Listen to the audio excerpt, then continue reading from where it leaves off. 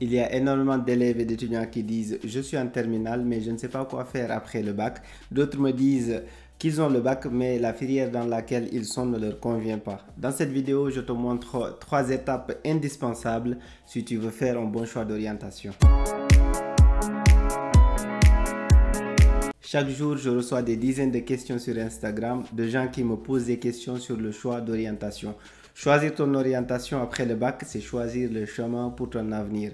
C'est une étape importante qu'il ne faut surtout pas négliger, qu'il faut gérer de façon cohérente. Peu importe ce que tu feras dans l'avenir, même si tu te lances dans l'entrepreneuriat, sache que ce choix sera important. Justement, il y a des gens qui disent de toute façon, ils vont à l'université pour quelques années et après ils feront autre chose. Donc le choix qu'ils vont faire importe peu. C'est une grosse bêtise. D'une part, tu ne sais pas de quoi sera fait demain. D'autre part, tu vas passer du temps à l'université. Si c'est pour faire n'importe quoi, tu auras perdu du temps précieux pour rien. Et s'il y a une chose qu'on ne peut pas rattraper dans la vie, c'est le temps perdu. Soit tu fais un bon choix d'orientation car tu ne sais pas de quoi sera fait demain, soit tu ne vas pas à l'université pour perdre du temps. Tout ce que je vais dire, c'est quelque chose que tu dois faire avant de faire ton choix. Pas après, sauf si tu veux changer de formation. Pas pendant non plus. C'est quelque chose que tu dois faire avant de faire ton choix d'orientation. Si tu ne veux pas perdre ton temps, voici les étapes que tu dois suivre pour choisir la meilleure orientation en fonction de ton parcours, de tes aspirations futures, mais surtout des réalités du marché de l'emploi. La première étape, c'est la projection. La projection, c'est quoi? C'est ta capacité à regarder dans l'avenir, à visualiser ce que tu veux, à visualiser ton avenir.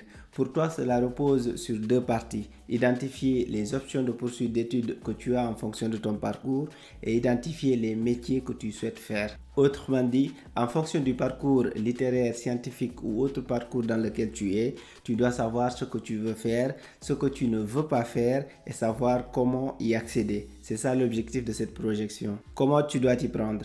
Tout d'abord, analyse tes options de poursuite d'études. Faire un tour sur Google te permettra de voir clair sur ce que tu peux faire avec le type de baccalauréat que tu prépares ou que tu as. Mais attention, il y a des idées arrêtées selon lesquelles, par exemple, tu ne peux pas faire informatique avec un baccalauréat littéraire. C'est faux.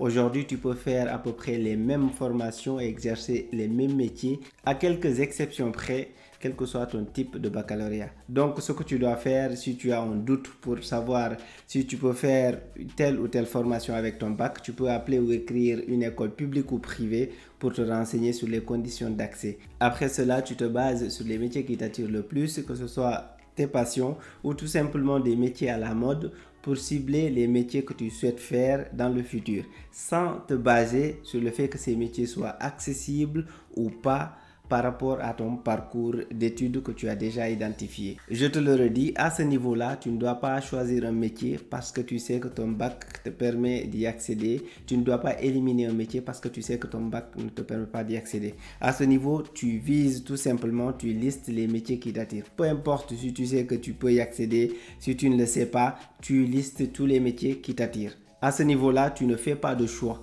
C'est tout simplement ce que je veux dire. Tu peux également viser des métiers d'avenir. L'idée, c'est que tu identifies des métiers qui te conviennent, comme je l'ai dit. Ne prends pas un autre élément en compte. Tout ce qui compte, c'est le fait que ce métier, il t'attire. C'est un métier que tu aimerais faire. Ne te base pas sur le fait que tu peux y accéder avec ton bac ou pas. Le métier, il t'attire, tu le mets dans ta liste. La deuxième étape consiste à faire des recherches sur tes projections. Tu as différentes options de poursuite d'études. Maintenant, tu vas faire des recherches complémentaires pour avoir des informations sur ces options.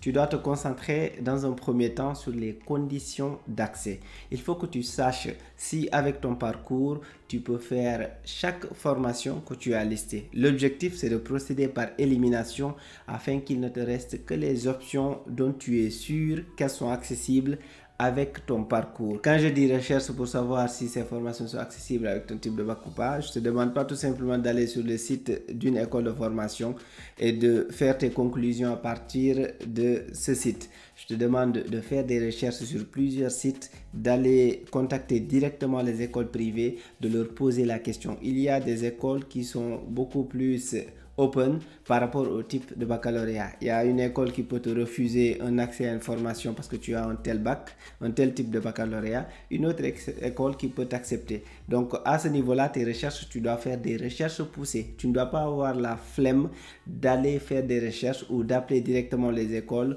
pour avoir des informations.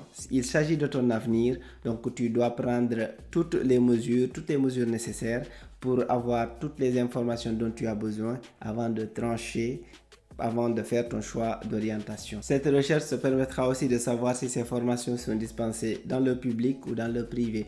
Tu l'as compris, c'est important de savoir cette information car si c'est dans le privé, tu vas devoir payer. Et si tu n'as pas les moyens, ça devient compliqué. Donc, cette recherche te permettra également d'avoir cette information. Tu vas aussi faire le même travail pour les métiers que tu as identifiés. Tu as fait des recherches par rapport aux options de poursuite d'études. Tu vas faire le même travail pour les métiers que tu avais listés précédemment, les métiers qui t'attirent. Ici, dans un premier temps, tu vas vérifier quel type de diplôme permet d'accéder à chaque métier. Cela te permettra de faire un lien entre les formations que tu as identifiées à travers ton analyse et les différents métiers que tu as listés. Ensuite, tu vas faire des recherches sur les réalités du marché de l'emploi. C'est un élément important. Autrement dit, tu vas savoir si un métier recrute ou pas. Elle est très importante cette étape car parfois tu peux entendre parler d'un métier important ou de métier à la mode sans savoir que l'offre d'emploi sur ces métiers est saturée. Il n'y a pas assez d'offres. Certains de ces métiers sont même amenés à disparaître ou à se transformer. J'ai fait des vidéos dédiées sur les métiers qui vont disparaître. Tu peux aller sur la chaîne, découvrir la liste des métiers concernés. Pour savoir si un métier recrute ou pas, il y a une astuce très simple et infaillible. Il s'agit de faire un tour sur les offres d'emploi. Si par exemple, tu trouves sur 100 offres d'emploi, les 30 ou les 40 portent sur celui de responsable marketing, cela veut dire que ce métier, celui de responsable marketing, est un bon choix, que ça recrute. Je te donne un exemple sur celui de responsable marketing. J'aurais pu te donner un exemple sur celui de gestionnaire de projet, sur celui de développeur web ou de marketing digital si tu veux. Donc c'est juste un exemple que tu comprennes l'astuce. Tu as identifié les différentes options de poursuite d'études que tu as identifié les métiers que tu aimerais faire, tu as même fait le lien entre les formations et les métiers. Maintenant, tu arrives à la troisième et dernière étape, celle du choix. Tu ne peux pas choisir toutes les options que tu as. Par conséquent, tu ne peux pas non plus choisir tous les métiers que tu as ciblés. Comment faire ce choix? Je vais te dire quelque chose qui risque de ne pas te plaire, qui risque de te décevoir. Ton choix ne doit pas se baser sur tes passions uniquement. Je t'explique. Si tu fais des études pour trouver un emploi plus tard qui te permettra de gagner ta vie dignement, tu dois faire un choix objectif, basé uniquement sur l'atteinte de tes objectifs ainsi qu'à la réalité du marché de l'emploi. Pour choisir, regarde parmi tous les métiers que tu veux faire, les 2 ou 3 qui recrutent le plus sur le marché de l'emploi à travers la méthode que je t'ai partagée. Ensuite, tu fais le lien avec les options de poursuite d'études que tu as en fonction de ton parcours. Tu t'assures que ces formations sont bien accessibles par rapport à ton parcours. Enfin, tu vérifies en fonction de ta situation quelle formation est accessible dans le public ou dans le privé. Tu procèdes par élimination pour faire ton choix. Si toutes les formations cochent toutes les cases, c'est rassurant. Cela va dire que tu vas faire un choix assez simple et bien réfléchi. Cette méthode est simple. Si tu veux des informations sur les métiers d'avenir ou les métiers qui vont disparaître, j'ai fait des vidéos dédiées que tu peux retrouver dans la chaîne. Tu peux te baser dessus pour sélectionner les métiers qui t'attirent, les métiers que tu souhaites exercer dans l'avenir. J'espère que la vidéo t'a plu. Si c'est le cas, like et abonne-toi. Merci et à très bientôt.